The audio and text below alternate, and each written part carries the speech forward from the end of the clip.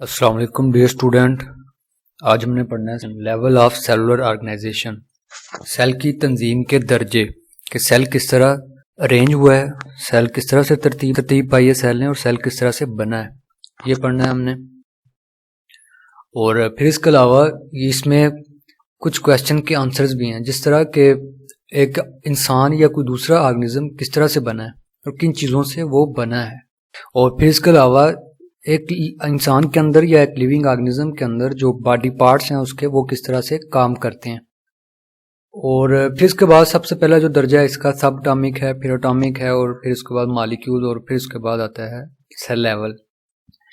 इसको शुरू करने से पहले हम एक सादा मिसाल सामने रखते हैं एक कमरे की। कमरा किस तरह से बनता है, सब जानते हैं कि कमरा ईंटों से, और फिर इसके अलावा इसमें लोहे का इस्तेमाल होता है। और ईंटें किससे बनी होती हैं? ईंटें मिट्टी से बनी होती हैं। मट्टी किससे बनी होती है? मट्टी के अंदर होते हैं यही सब एटॉमिक और मॉलिक्यूल्स, और उनको हम मिलाते हैं। ईंटें बनती हैं, ईंटों को मिलाते हैं। दीवारें को मिलाते हैं हम, फिर उसके ऊपर इसमें लोहे का इस्तेमाल करते हैं। और क्या होता है कि कमरा जो है वो तैयार हो जाता है। कमरे के कुछ फंक्शंस काम होते हैं। वो क्या होता है कि ये हमें धूप से बचाते हैं, छांव देता है हमें। फिर इसके अलावा ये मट्टी से बचाता है हमें, फिर इसके अलावा इसके अंदर हम क्या होते हैं, महफूज होते हैं। सेम इसी तरह इंसान या कोई लिविंग ऑर्गेनिज्म वो भी इसी तरह से बनता है, ठीक है, इसी तरह की उसकी मासलत है। लेकिन कमरा एक नॉन लिविंग है। बाकी जो जानवर हैं वो एक लिविंग ऑर्गेनिज्म होते हैं, वो फलते फूलते हैं, रिप्रोड्यूस करते हैं। कमरा ऐसा नहीं करता। लेकिन इनकी बनावट जो है, इनकी ऑर्गेनाइजेशन जो है, वो तंजीम जो है वो सिमिलर आपस में मिलती है। तो सेम इसी तरह इंसान भी क्या है कि या कोई दूसरा लिविंग ऑर्गेनिज्म, उसमें जो बुनियादी चीज़ है, सबसे पहली चीज़ जो है जिससे वो बना है, वो है सब एटॉमिक, फिर उसके बाद मॉलिक्यूल्स, फिर सेल लेवल, फिर टिश्यूज, फिर ऑर्गन सिस्टम, और उसके बाद एक इंडिविजुअल, एक ऑर्गेनिज्म जो है वो बनता है, मुकम्मल ऑर्गेनिज्म, जिसके अंदर उसकी लाइफ के तमाम प्रोसेस जो है वो उसके अंदर हो रहे होते हैं। जिस तरह आंखों के जरिए वो देखता है, ठीक है। कमरे के अंदर हम बल्ब का इस्तेमाल करते हैं लाइट के लिए। फिर इसके अलावा इंसान की बॉडी के अंदर लंग्स होते हैं गैसेस एक्सचेंज के लिए। फिर इस तरह कमरे के अंदर भी हम क्या करते हैं, विंडो का इस्तेमाल करते हैं, रोशनदान का इस्तेमाल करते हैं। फिर इसके अलावा एयर कंडीशन का इस्तेमाल करते हैं, किसके लिए? गैसेस के लिए, कमरे को ठंडा रखने के लिए। जिस तरह कमरे के कुछ फेल हैं, और इसी तरह इंसानी जिस्म के कुछ फेल होते हैं। और वो फेल जो है, वो जिस्म, वो काम, जो फंक्शन जो है, वो बॉडी के कुछ पार्ट जो है वो परफॉर्म करते हैं। कुदरत ने उसके जुम्मे जो लगाया हुआ है, वो फंक्शन क्या है, वो परफॉर्म करता है। ये थी इस टॉपिक की समरी। फिर अब हम स्टार्ट करते हैं इसकी डिटेल में कि किस तरह सब एटॉमिक क्या चीज़ है, एटॉमिक क्या चीज़ है, मॉलिक्यूल्स क्या होते हैं, सेल लेवल, सेल ऑर्गेनेलिस क्या होते हैं, किस तरह से आपस में मिले होते हैं। ठीक है जी। जिस तरह मैंने शुरू में बताया कि लेवल्स ऑफ ऑर्गेनाइजेशन हम पढ़ रहे हैं। सबसे पहले है subatomic and atomic level. All types of matter are made up of elements. जितने भी दुनिया में मैटर्स हैं जो आप वजन रखती है, जगह घेरते हैं, जितने भी मैटर्स, मादे जो हैं, वो सारे के सारे एलिमेंट से बने होते हैं, ठीक है। हमारे यूनिवर्स में जितनी भी चीजें हैं, खा वो मुर्दा है, खा वो जानदार हैं, ठीक है, लिविंग और नॉन लिविंग, सब के अंदर ये एलिमेंट्स मौजूद होते हैं। कंटेन्स, तमाम मैटर किसके बने होते हैं? एलिमेंट्स के। और एलिमेंट्स किसके बने होते हैं? Each elements contain a single kind of atoms. और एलिमेंट्स के अंदर एक ही किस्म के एटम्स मौजूद होते हैं। एटम्स क्या है? ग्रीक वर्ड से ये लफ्ज अखज किया गया है, दो लफ्जों का मजमुआ, ए नॉट और टॉम मतलब कट। ऐसी चीज जिसे मजीद काटा ना जा सके, छोटा ना किया जा सके, उसे कहते हैं एटम्स कहते हैं। फिर उसके बाद the atoms are actually made up of many subatomic particles. लेकिन असल में क्या होता है कि एटम्स के अंदर भी छोटे सब एटॉमिक पार्टिकल्स मौजूद होते हैं। वो सब एटॉमिक पार्टिकल कौन कौन से हैं? वो है इलेक्ट्रॉन, प्रोटॉन्स और न्यूट्रॉन्स, ठीक है। जो इलेक्ट्रॉन्स होते हैं, ये सेल जो एटम्स होता है इसके न्यूक्लियस के इर्द गिर्द मौजूद होता है। एटम्स असल में न्यूक्लियस पर और इसके इर्द गिर्द शेल होते हैं, इन पर जो है एटम्स मौजूद होते हैं। और जो इलेक्ट्रॉन्स होते हैं, ये न्यूक्लियस के इर्द गिर्द जो है ये इवॉल्व करते रहते हैं, और एटम्स के ऊपर नेगेटिव चार्ज होता है। फिर उसके बाद इन जो ये पाथवे है जिनके ऊपर ये इलेक्ट्रॉन मूव करता है, इसको शेल भी कहते हैं। और फिर इसके अलावा जो प्रोटॉन्स होते हैं, प्रोटॉन्स के ऊपर पॉजिटिव चार्ज होते हैं और ये न्यूक्लियस के अंदर मौजूद होते हैं। और फिर इसके अलावा न्यूट्रॉन्स होते हैं, न्यूट्रॉन्स भी न्यूक्लियस के अंदर मौजूद होते हैं। फिर इसके बाद ये ग्राफिकल एक्सप्लेनेशन दी गई है। ये है हाइड्रोजन एटम को इस वाइट कलर वाले जो ये सर्कल है इसे रिप्रेजेंट किया गया है। ये है दो हाइड्रोजन, ये हाइड्रोजन और एक ये वाला हाइड्रोजन। जब ये दोनों मिलेंगे आपस में तो क्या होगा, H2 एक एलिमेंट्स बनेगा। फिर इसी तरह ये ऑक्सीजन का एलिमेंट दिखाया गया है। ऑक्सीजन एलिमेंट्स के अंदर दो ऑक्सीजन के एटम्स क्या हैं वो मौजूद हैं। ठीक है, ये थे इसकी एलिमेंट्स की ग्राफिकल एक्सप्लेनेशन। ठीक है जी, सबसे पहले सब एटॉमिक आप लोगों ने एलिमेंट्स की डेफिनेशन करनी है, एटम्स की डेफिनेशन करनी है। ठीक है, फिर उसके बाद नेक्स्ट हम चलते हैं क्या है, out of the 92 kinds of elements that occurs in natures 16 are called bio elements.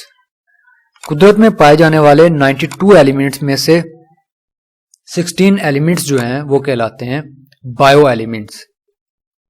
Total nature में 92 एलिमेंट्स हैं और उनमें से जो 16 है वो कहलाते हैं बायो एलिमेंट्स। क्यों बायो एलिमेंट्स कहलाते हैं? These take part in making the body mass of living organism। जो लिविंग ऑर्गेनिजम्स हैं ये उनके जिस्म को बनाते हैं, इस वजह से ये कहलाते हैं बायो एलिमेंट्स। कितने हैं ये? 16। ये इंपॉर्टेंट एमसीक्यूज है और बायो एलिमेंट्स की डेफिनेशन भी आती है। बायो एलिमेंट्स कौन से हैं? जो लिविंग ऑर्गेनिज्म के जिस्म को बनाते हैं। फिर उसके बाद out of these bio elements, इन 16 की बात हो रही है, out of these bio elements only 6 make 99% of total mass. इन 16 में से 6 जो हैं ये इंसानी जिस्म का 99% इसका मास बनाते हैं, जिस्म बनाते हैं उसका। और ये 6 कौन से हैं? ऑक्सीजन है, कार्बन है, हाइड्रोजन है, नाइट्रोजन है, फिर इसके बाद कैल्शियम है और फास्फोरस। जो ये 6 बायो एलिमेंट्स हैं ये इंसानी जिस्म का 99% मास बनाते हैं। मतलब कि इंसानी जिस्म इन 6 एलिमेंट्स का मजमूआ है। फिर उसके बाद other terms, potassium, sulphur, chlorine, sodium, magnesium, iron, copper, manganese, zinc और आयोडीन। बाकी जो ये 10 बायो एलिमेंट्स हैं ये तमाम मिलकर इंसानी जिस्म का टोटल मास का 1% बनाते हैं। ठीक है, ये पेपर के पॉइंट ऑफ व्यू से भी है, इंपॉर्टेंट है कि 6 बायो एलिमेंट कौन कौन से हैं जो इंसानी जिस्म का 99% मास बनाते हैं और 1% बनाने वाले कितने बायो एलिमेंट्स हैं? 10 है और कौन कौन से ये बनाते हैं। टोटल नेचर में कितने एलिमेंट्स, जो इसमें कलर किए गए हैं वर्ड्स वो इंपॉर्टेंट है एमसीक्यूज के लिए या डेफिनेशन के लिए। जिस तरह 92 है ये टोटल नेचर के अंदर एलिमेंट्स हैं, 16 के हैं बायो एलिमेंट्स हैं, बायो एलिमेंट्स की डेफिनेशन। फिर उसके बाद बायो एलिमेंट जो 6 हैं वो कितना बनाते हैं? 99% बनाते हैं। जो 10 है वो 1% बनाते हैं और जो 6 हैं वो कौन कौन से हैं? ये वाले। ठीक है, ये एमसीक्यूज के लिए या शॉर्ट क्वेश्चन के लिए इंपॉर्टेंट है जिसे कलर किया गया है। और ये सारे जो इसमें वर्ड्स यूज हो रहे हैं, सारे सेंटेंस यूज हो रहे हैं, ये आपके सिलेबस जो टेक्स्ट बुक है उसी से लिए गए हैं। ठीक है, फिर उसके बाद परसेंटेज दी गई है कि इंसानी जिस्म के अंदर कौन सा एलिमेंट जो 6 हमने पढ़े हैं वो कितने % है। नेक्स्ट, ठीक है, पहली चीज हमने पढ़ी टोटल कुदरत के अंदर, नेचर के अंदर, हमारे यूनिवर्स के अंदर 92 एलिमेंट्स हैं, उनमें 16 बायो एलिमेंट्स हैं। उन 16 में से 6 जो हैं ये 99% मास बनाते हैं ऑर्गेनिज्म का, ह्यूमंस का। और इनमें से भी आगे डिवीजन की गई है, सबसे ज्यादा कौन से पाया जाता है? ऑक्सीजन 65%, ये परसेंटेज भी आप लोगों ने करनी है, ये भी एमसीक्यूज में आती है। कार्बन 18%, हाइड्रोजन 10% है, नाइट्रोजन 3%, फिर उसके बाद कैल्शियम 2% और फास्फोरस 1% और बाकी के जो हैं ये 1% मौजूद होते हैं इंसानी जिस्म के अंदर। जो इंसानी मास, उसकी हड्डियां, उसके मसल्स, उसके टिश्यूज, स्किन वगैरह, जो ब्रेन वगैरह, सारा कुछ इन्हीं एलिमेंट्स का बना होता है। नेक्स्ट है मॉलिक्यूलर लेवल। ठीक है, हमने शुरू किया सब एटॉमिक लेवल से, फिर एटम्स, फिर उसके बाद एटम्स के बाद एलिमेंट्स और एलिमेंट्स के बाद क्या हुआ? मॉलिक्यूल्स। सब atomic particles, electron, proton, neutron मिले तो एटम बना, एटम के मिलने से एलिमेंट बना और एलिमेंट के बनने से एक बड़ी चीज बनेगी मॉलिक्यूल्स। मॉलिक्यूलर लेवल में क्या होता है कि इन organism bio elements usually do not occurs in isolated form, rather they combine through ionic और कोवलेंट बॉन्ड। ऑर्गेनिज्म के अंदर जो बायो एलिमेंट्स हैं ये आमतौर पर अलग-अलग नहीं मौजूद होते, बल्कि ये एक दूसरे के साथ बॉन्ड के जरिए, एक ताकत के जरिए आपस में मिले होते हैं, आयनिक और कोवलेंट बॉन्डिंग, और इनके मिलने से बनता है molecules. The stable particle formed by such bonding is called as molecular और बायो एलिमेंट्स। जो स्टेबल मुतवाजन पार्टिकल बनता है इन बॉन्डिंग की वजह से एटम्स के दरमियान, और इससे बनने वाला जो स्टेबल पार्टिकल्स है वो कहलाता है मॉलिक्यूल्स या बायोमॉलिक्यूल्स। बायोमॉलिक्यूल्स मींस कि जब बायो एलिमेंट्स आपस में मिलेंगे, इनके मिलने से जो मॉलिक्यूल बनेगा वो कहलाएगा बायोमॉलिक्यूल्स। ठीक है, इसकी एग्जांपल है ग्लूकोज, वाटर, स्टार्च, प्रोटीन और लिपिड्स वगैरह। An organism is formed by the enormous numbers of biomolecules of 100 of different types. एक ऑर्गेनिज्म जो है वो सैकड़ों किस्म के बायोमॉलिक्यूल्स से मिलकर बना होता है। ठीक है, एक इंसानी जिस्म के अंदर या किसी दूसरे ऑर्गेनिज्म के अंदर, कोई भी लिविंग ऑर्गेनिज्म, उसके अंदर क्या होते हैं, सैकड़ों किस्म के बायोमॉलिक्यूल्स होते हैं जो उसके जिस्म को बनाते हैं। These molecules are the building materials, और ये मॉलिक्यूल्स क्या होते हैं, ये बिल्डिंग मटीरियल्स होते हैं, तमीराती सामान होते हैं, मतलब कि इनसे वो बनेगा ऑर्गेनिज्म। ठीक है, ये मॉलिक्यूल्स आपस में मिलेंगे, इनके मिलने से हमारे बॉडी पार्ट जो हैं, बाजू, टांगे, सर, धड़, सारा कुछ जो इंटरनल ऑर्गन्स हैं, हार्ट, किडनी वगैरह, ये इन्हीं से मिलकर जब ये मिलेंगे तो इन्हीं से फिर वो बॉडी ऑर्गन्स जो है बनेंगे। इसी वजह से इसको कहते हैं building materials. Biomolecules are classified, फिर बायोमॉलिक्यूल्स को क्लासिफाइड किया गया, इसके ग्रुप बनाए गए, दर्जाबंदी की गई। दो तरह के बायोमॉलिक्यूल्स होते हैं, माइक्रोमॉलिक्यूल्स और मैक्रोमॉलिक्यूल्स। माइक्रोमॉलिक्यूल्स क्या होते हैं, are the with low molecular weight. ऐसे मॉलिक्यूल्स जिनका मॉलिक्यूलर वेट कम होगा वो कहलाएंगे माइक्रोमॉलिक्यूल्स। इसके एग्जांपल ग्लूकोज और water etcetera. And the macromolecule are with high molecular weight. इसकी एग्जांपल क्या है, स्टार्च, प्रोटीन्स एंड लिपिड्स वगैरह। ऐसे मॉलिक्यूल जिनका मॉलिक्यूलर वेट बहुत ज्यादा होता है वो कहलाते हैं मैक्रोमॉलिक्यूल। स्टार्च, प्रोटीन्स और लिपिड्स वगैरह, ये इसकी एग्जांपल।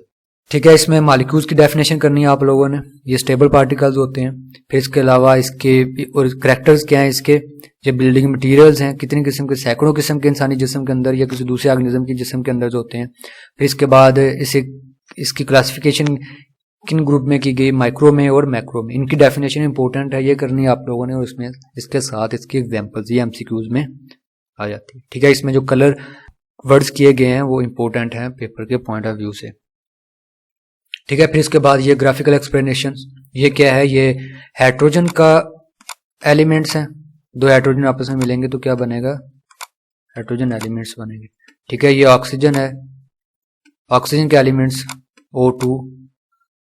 ठीक है, फिर इसके बाद इनके मिलने से जब ये दोनों एलिमेंट्स आपस में मिलेंगे तो एलिमेंट्स के मिलने से हमने पहले पढ़ा भी कि मॉलिक्यूल्स बनता है। ठीक है, ये है H2O, दो एटम हाइड्रोजन के और एक ऑक्सीजन का। ठीक है, इसमें दो मुख्तलिफ तरह के एलिमेंट्स आपस में मिले और इनके मिलने से बना एक मॉलिक्यूल। इस तरह जो है एक मॉलिक्यूल बनता है। ये मॉलिक्यूल्स की ग्राफिकल एक्सप्लेनेशन। फिर इसके बाद हमने मैक्रो मॉलिक्यूल्स पढ़े। मैक्रो मॉलिक्यूल्स क्या होते हैं, जिनके अंदर बहुत ज्यादा एलिमेंट्स मौजूद हों। ठीक है, ज्यादा एलिमेंट्स होंगे तो उसका वेट भी ज्यादा होगा, तो वो कहलाएगा मैक्रो मॉलिक्यूल्स। मैक्रो का मतलब एक्चुअली लार्ज या बड़ा के मायने में आता है। फिर इसके बाद जो माइक्रो मॉलिक्यूल्स है, स्मॉल एलिमेंट्स कम होंगे जिसकी वजह से इसका वेट कम होगा, तो ये कहलाएगा माइक्रो मॉलिक्यूल्स। नेक्स्ट है organelles and cell level. Organelles क्या, किस तरह से बनती है, when biomolecules assemble in a particular way and form organelles. जब बायोमॉलिक्यूल्स एक खास तरतीब में आपस में मिलते हैं तो फॉर्म करते हैं ऑर्गेनेलिज, ऑर्गेनेलिज बनाते हैं। ठीक, बायोमॉलिक्यूल्स जिस तरह हमने पढ़ा, स्टार्च पढ़ा, फिर इसके बाद हमने प्रोटीन पढ़ा, फिर हमने ग्लूकोज वगैरह पढ़े, फिर इसके अलावा इसमें न्यूक्लिक एसिड्स होते हैं, अमीनो एसिड्स, मुख्तलिफ तरह के बायोमॉलिक्यूल्स हैं। जब ये बायोमॉलिक्यूल्स एक खास तरतीब से आपस में मिलते हैं, बेहंगम तरीके से नहीं कि इसकी खास परसेंटेज होती है, खास रेशियो होती है, उस रेशियो में ये आपस में मिलते हैं, तो इनके मिलने के बाद एक ऑर्गेनेलिज बनते हैं। ऑर्गेनेलिज क्या होते हैं, ऑर्गेनेलिज आर एक्चुअली सब सेलुलर स्ट्रक्चर्स। ऑर्गेनेलिज असल में सेल की छोटी साख्तें होती हैं और सेल के अंदर मौजूद होती हैं। एंड व्हेन दे असेंबल, जब ऑर्गेनेलिज मिलते हैं आपस में, यूनिट्स ऑफ लाइफ, जिंदगी की इकाई, सेल्स आर फॉर्म्ड। ठीक है, ये ऑर्गेनेलिज की डेफिनेशन, ये सेल की डेफिनेशन हो जाएगी। ऑर्गेनेलिज की डेफिनेशन मतलब कि जब बायोमॉलिक्यूल्स आपस में मिलेंगे तो ऑर्गेनेलिज, और जब ऑर्गेनेलिज आपस में मिलेंगी तो क्या बनेगा, सेल बनेगा। सेल्स को कहते हैं यूनिट ऑफ लाइफ, जिंदगी की इकाई, जिंदगी की बुनियाद। मतलब कि जिंदगी जो है, लाइफ जो है, वो यहाँ से शुरू हो जाती है, सेल से शुरू हो जाती है। इससे पहले जो हमने पढ़े मॉलिक्यूल्स, बायो एलिमेंट्स, सब एटॉमिक, ये सारे क्या हैं, नॉन लिविंग पार्टिकल्स हैं। मतलब कि इनके अंदर जिंदा चीजों वाली खसूसियात नहीं, ना ये मूव कर सकते हैं, ना ग्रो कर सकते हैं, साइज इनका बढ़ सकता है, ना ये रिप्रोड्यूस कर सकते हैं, बल्कि क्या है, ये जैसे के जैसे हैं सारी जिंदगी ऐसे ही रहेंगे। लेकिन जो सेल्स है ये क्या कर सकते हैं, ये ग्रो भी कर सकते हैं, रिप्रोड्यूस भी कर सकते हैं, इनका साइज बढ़ेगा, ये मूव भी कर सकते हैं। इस वजह से क्या कहते हैं, यूनिट्स ऑफ लाइफ। फिर इसके बाद लिविंग ऑर्गेनिज्म है, छोटा है, बड़ा है, वो इन्हीं सेल से मिलकर बना होता है। कुछ में एक सेल्स हैं, कुछ में बहुत ज्यादा सेल्स हैं, ट्रिलियंस ऑफ सेल्स मौजूद है, जिस तरह इंसान है। तो इसी वजह से इसको कहते हैं यूनिट्स ऑफ लाइफ। फिर उसके बाद each type of organelles is specialized to perform a specific function. हर एक किस्म का ऑर्गेनेलिज जो है वो माहिर होता है अपने खास काम के लिए। ठीक है, हर एक ऑर्गेनेलिज अपने अपना जो नेचर ने उसको जो काम दिया है वो ही परफॉर्म करेगा, उसी में वो स्पेशलाइज होते हैं, माहिर होते हैं। फॉर एग्जाम्पल मिसाल देख लेते हैं हम। ऑर्गेनेलिज की एग्जाम्पल है माइटोकॉन्ड्रिया, राइबोसोम्स, ये ऑर्गेनेलिज की एग्जाम्पल है। फिर इस तरह गोल्गी ऑपरेटर्स आ जाते हैं, फिर लाइसोसोम्स, राइबोसोम्स, ये सारे के सारे ऑर्गेनेलिज हैं। काम में किस तरह स्पेशलाइज्ड हैं, जिस तरह mitochondria are specialised for cellular respiration.